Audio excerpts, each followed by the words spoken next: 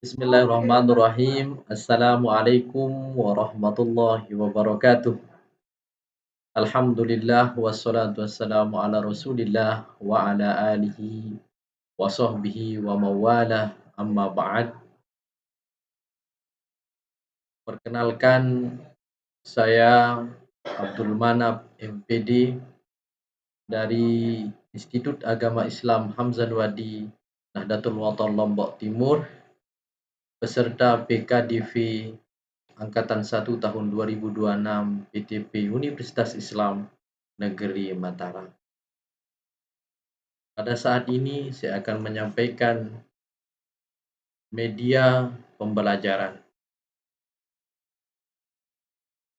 Pertama-tama, marilah kita panjatkan puji serta syukur kita kehadirat Allah Subhanahu wa taala atas segala limpahan rahmat hidayahnya yang diberikan kepada kita semua, sehingga pada malam hari ini kita dapat melaksanakan dan melanjutkan materi kita pada perkuliahan ini. Sholawat beriring salam semoga tercurahkan kepada junjungan kita Nabiuna Baginda Rasulullah Sallallahu Alaihi Wasallam dengan ucapan Allahumma sholli ala Sayyidina Muhammad wa ala ali Sayyidina Muhammad. Mahasiswa-mahasiswi yang saya banggakan, pada pertemuan kali ini kita akan membahas dan memahami tentang bagaimana menganalisis faktor-faktor penyebab kemajuan dan kemunduran peradaban Islam klasik dan pertengahan secara logis dan sistematis.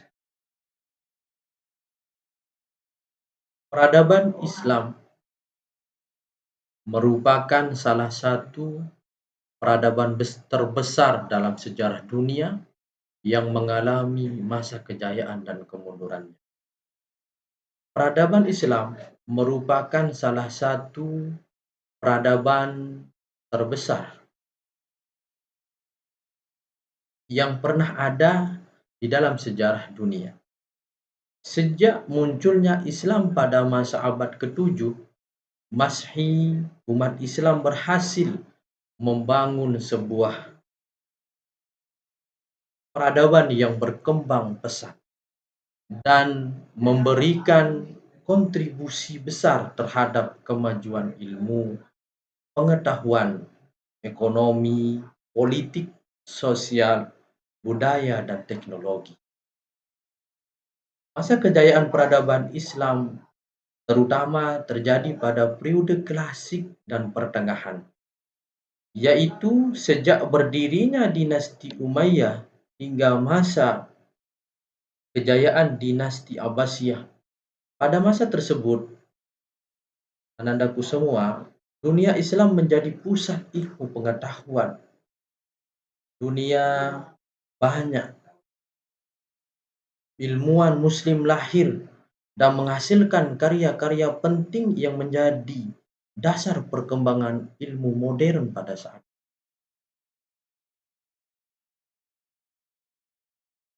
Namun setelah mencapai puncak kejayaannya, peradaban Islam mengalami kemunduran secara bertahap.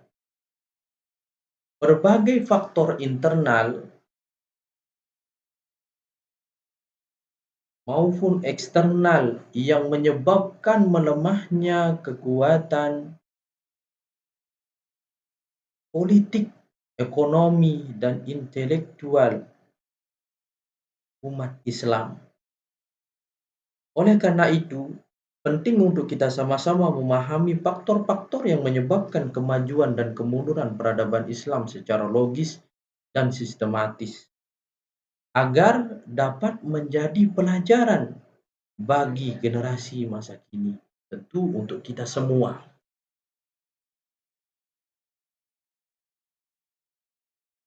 Pertama, kita akan membahas tentang pengertian peradaban Islam.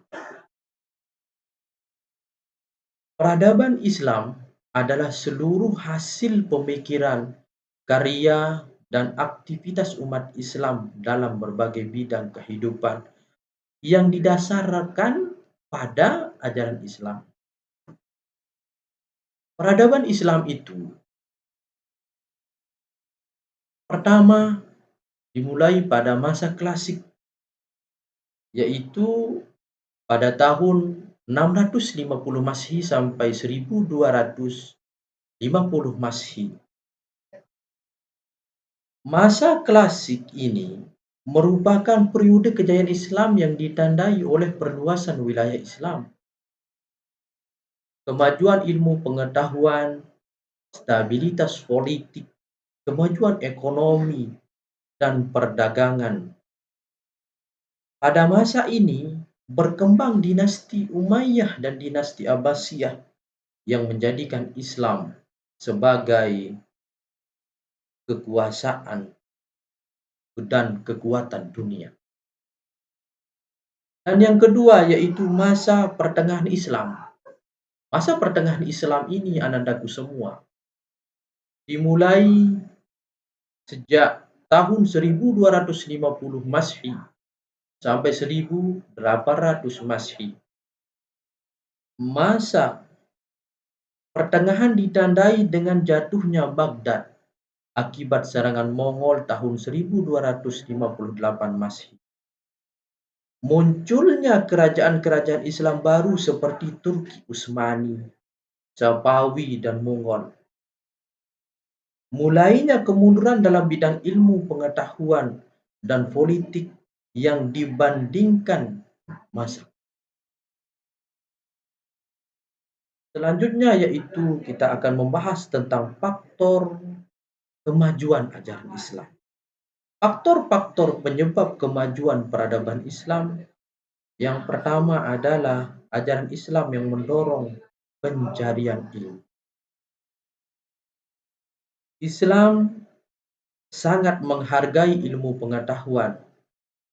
Wahyu pertama yang turun adalah perintah membaca, yaitu Iqra. Hal ini menjadi dasar perkembangan budaya belajar dan penelitian di kalangan. Al-Quran mendorong manusia untuk berpikir kritis, meneliti alam semesta, mengembangkan ilmu pengetahuan, menggunakan akal secara optimal juga. Akibat dari ini, lahirlah para ilmuwan-ilmuwan besar yang menguasai berbagai bidang ilmu pada saat. Yang kedua yaitu faktor kemajuan dalam bidang kepemimpinan. Kepemimpinan yang visioner. Para khalifah pada masa kejayaan Islam memberikan perhatian besar terhadap ilmu pengetahuan. Contohnya, Khalifah Harun ar-Rasyid membangun perpustakaan besar, mendukung kegiatan ilmiah, meningkatkan kesejahteraan masyarakat, dan dilanjutkan dengan Khalifah Al-Ma'mun pada saat itu. Beliau juga mendirikan Baitul Hikmah, mengundang ilmuwan dari berbagai negara, dan membiayai penerjemahan karya-karya asing pada saat. Kebijakan tersebut, anandaku semua, sehingga hasilnya, outputnya adalah menciptakan lingkungan yang kondusif bagi perkembangan ilmu. Selanjutnya kita akan membahas tentang adalah faktor kemajuan pendidikan. Faktor kemajuan pendidikan ini menjadi prioritas utama lembaga pendidikan yang berkembang antara lain masjid, madrasah, perpustakaan, universitas, beberapa pusat pendidikan terkenal di Baghdad, Cordoba, Kairo, Damaskus. Keberadaan lembaga-lembaga tersebut menghasilkan generasi ilmuwan yang berkualitas anandaku semua. Gerakan penerjemahan ilmu, umat Islam menerjemahkan berbagai karya dari Yunani pada saat itu, Persia, India, Romawi. Ilmu yang diterjemahkan meliputi kedokteran, astronomi, filsafat, matematika, geografi. Ilmu tersebut kemudian dikembangkan sehingga menghasilkan penemuan baru pada saat itu. Selanjutnya yaitu kestabilitasan politik dan keamanan.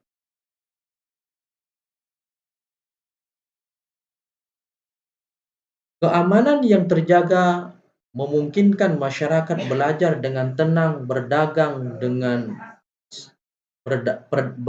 secara luas, mengembangkan budaya dan teknologi. Stabilitas politik menjadi fondasi penting kemajuan peradaban pada saat itu. Yang keenam selanjutnya yaitu kemajuan ekonomi dalam bidang ekonomi dan perdagangan. Jalur perdagangan internasional meningkatkan kesejahteraan dan pendanaan ilmu. Wilayah Islam terletak pada jalur perdagangan internasional yang menghubungkan Asia, Afrika, Eropa. Hal ini menyebabkan pendapatan negara meningkat, kesejahteraan masyarakat bertambah, dana pendidikan dan penelitian tersedia.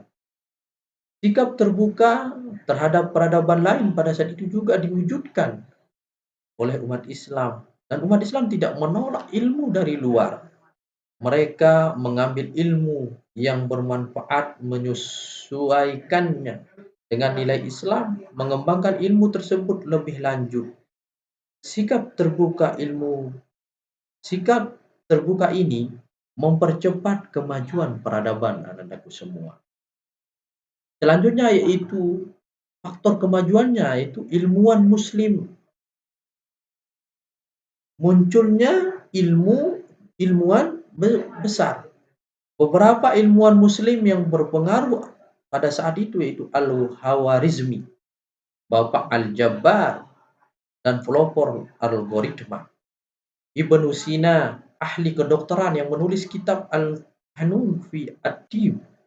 Al-Farabi, tokoh filsafat Islam. Ibnu Haytham, pelopor ilmu optik modern. Al-Biruni juga, yaitu ahli astronomi dan geografi.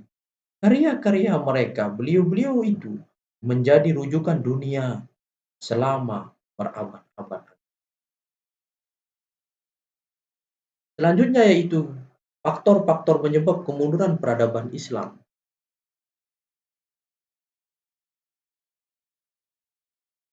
Pertama, perpecahan politik internal.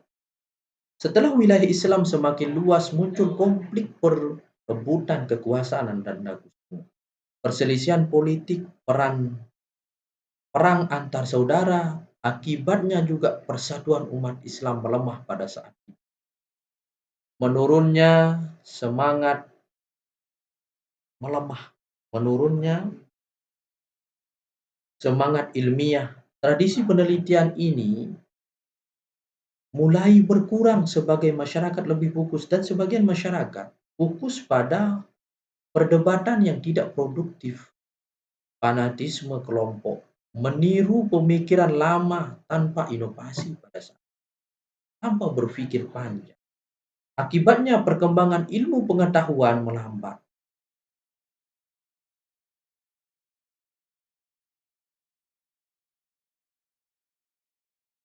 Dan selanjutnya yaitu kemerosotan moral.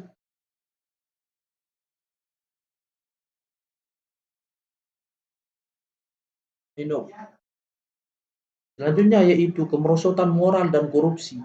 Sebagian penguasa hidup mewah dan lalai terhadap tugasnya. Dampaknya